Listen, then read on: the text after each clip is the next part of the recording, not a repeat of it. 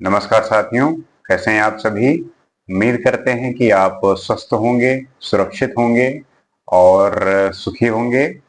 जैसा कि हम नित्य चाणक्य के नीतियों को, चाणक्य के विचारों को हम आपस में साझा करते हैं, उस पर चर्चा करते हैं, वाद विवाद करते हैं, संवाद करते हैं और समझने की कोशिश करते हैं कि ऐसे कौन से नीतियां हैं, ऐसे कौन से विचार हैं जिनको अगर हम अपने जीवन में धारण करें तो उसके परिणाम स्वरूप हमारे जीवन में जो आ, हमारे जीवन में परिवर्तन का जो स्तर है, हमारे जीवन में अच्छाइयों की जो कमी रह जाती है उसमें इजाफा होता है और हमारी अच्छाइयां बढ़कर फिर वो हमें सही मार्ग में ले जाते हुए सही जगह पे पहुंचाती हैं।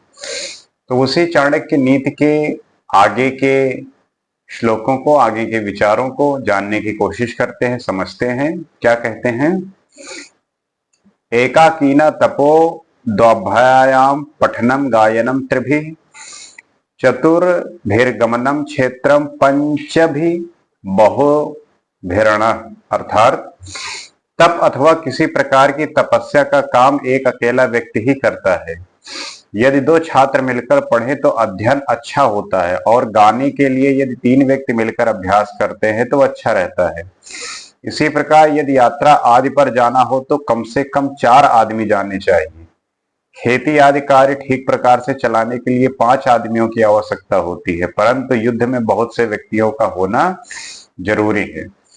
यहाँ पे चाणक्य ये बता रहे हैं कि किसी भी कार्य के लिए कितने लोगों की जरूरत पड़ती है, कितने लोग होने चाहिए, तब वो बहुत ही आराम से और अच्छे से होता है। जैसे कहते हैं कि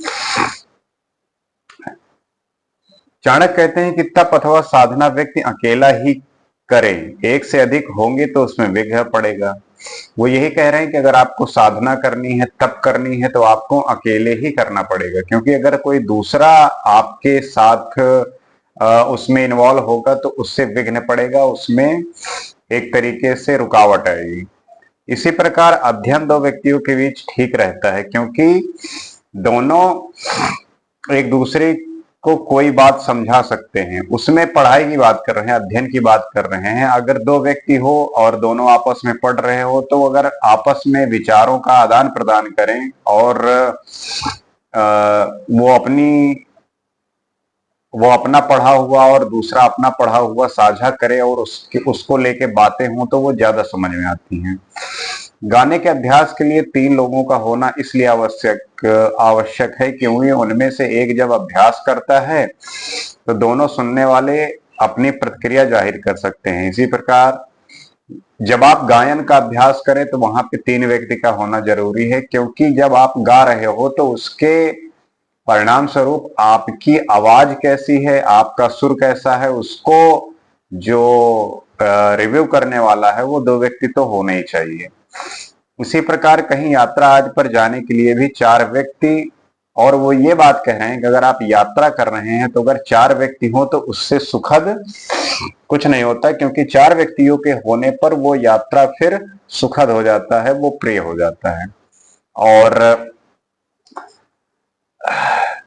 खेती आदि के लिए 5 व्यक्तियों की आवश्यकता होती है। खेती अगर आपको करनी है तो 5 व्यक्ति चाहिए। और युद्ध ऐसा कार्य है जितने उसमें जितने अधिक लोग हो उतनी सहायता मिलती है। वार हो छिड़ गया, युद्ध हो गया, तो उसमें जितने भी व्यक्ति हो पाए, अगर जनसंख्या उसमें संख्या ज्यादा होगी तो आपको उसका लाभ ज्यादा ही मिलेगा।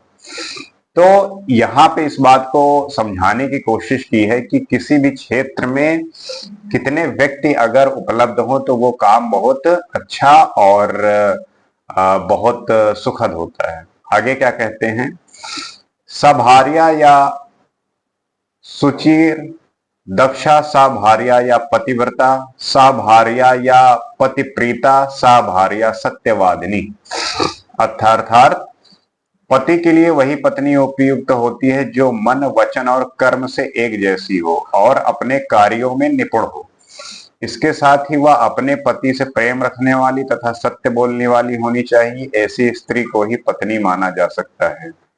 वैसे तो ये पहले के समय की बात है, लेकिन आज के समय में देखा जाए, जब से स्त्री और पुरुष दोनों लोग काम पे जाने लगे हैं, तो ये दूसरे एक दूसरे के लिए जो है आप कह सकते हैं, क्योंकि अगर आप काम करके वापस आ रहे हैं तो जो आप अपने पार्टनर से एक्सपेक्ट करते हैं वही आप उसको भी देने की कोशिश करें। जैसे वो उस समय की बात कहते हैं कि वही पत्नी उपयुक्त है जिस जो मन वचन और कर्म से एक जैसी हो, और प्रेम रखने वाली, सत्य बोलने वाली होनी चाहिए।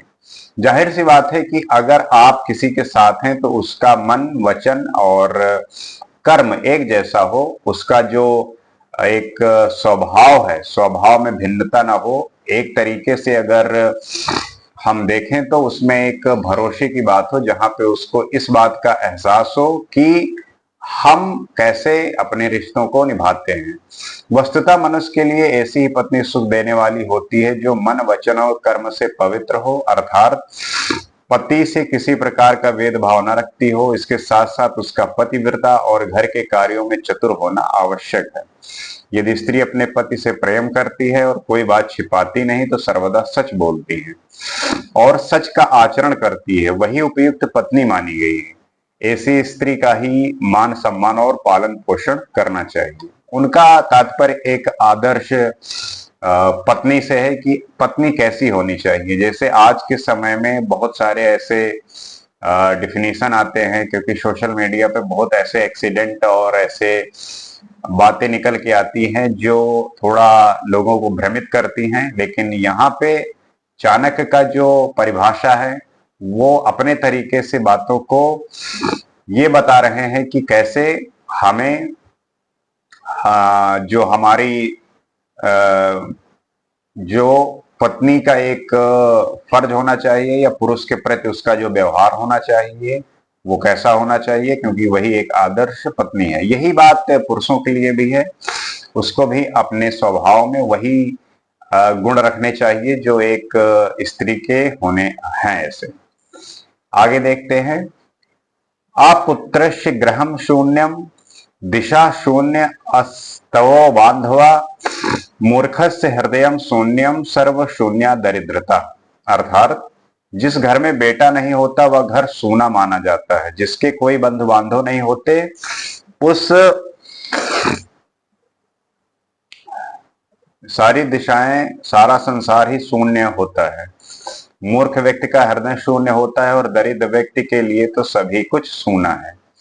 यहाँ पे बताने की कोशिश कर रहे हैं चाणक्य कि हमारे जिंदगी में एक सूनापन जो है वो परिस्थितियां बनाती है, और वो परिस्थितियां कौन कौन सी हैं उस पे उन्होंने विचार किया है। वो कहते हैं कि प्रत्येक माता पिता यह चाहते हैं कि उनकी एक संतान बेटा हो, परंतु जिसके घर में बेटे का अभाव होता है माता पिता को वह घर सूना मालूम पड़ता है।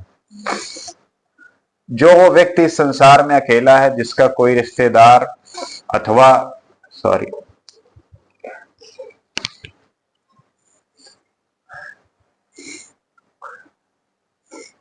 अथवा बंध बांधव नहीं, उसके लिए चारों दिशाएं तथा सारा संसार ही सूना होता है और वह किसी से अपने मन का दुख प्रकट करने में असमर्थ होता है। मूर्ख व्यक्ति करुणा, दया और ममता से रहित होता है। इसलिए कहा गया है कि जिसका हृदय सूना होता है। दरिद्र अथवा निर्धन व्यक्ति के लिए तो सभी कुछ सूना है, क्योंकि कोई भी उसका साथ देने को तैयार नहीं है। तो आपकी जो हृदय की शून्यता है, जो आपका प्रेम का भाव है, जो किसी भी दया और ममता से रहित है, वहां पे इस बात का ध्यान रखना है कि हमारा जो भाव है वो बहुत मजबूत होना चाहिए, प्रगाढ़ होना चाहिए, क्योंकि उसी से ही हमारे जो हृदय की शून्यता है वो खत्म हो सकती है, वो मिट सकती है। तो उम्मीद करते हैं कि इन विचारों से आप सहमत होंगे, और अगर आपको लगता है कि ये विचार आपको भी अपनाने से आपके जिंदगी में इन सब का असर हो सकता है, क्योंकि आपके किए हुए विचार और आपके किए हुए सारे काम इस बात पे निर्भर करते हैं कि आपका जो निर्णय है वो कितना प्रभावी है, क्योंकि निर्णय आपकी समझदारी और विवेक से आएगा। तो अगर आप इन निर्णयों को अपने जीवन में इम्प्लीमेंट करेंगे तो चीजें बदलेंगी और परिवर्तन ही हर कोई चाहता है और परिवर्तन ही संसार का नियम है। तो आशा करते हैं कि बात समझे होंगे और इसी तरीके से नए एपिसोड में हम अलग तरीके के नए विचारों को देखेंगे और समझने की कोशिश करेंगे। आज के लिए इतना ही। नमस्कार।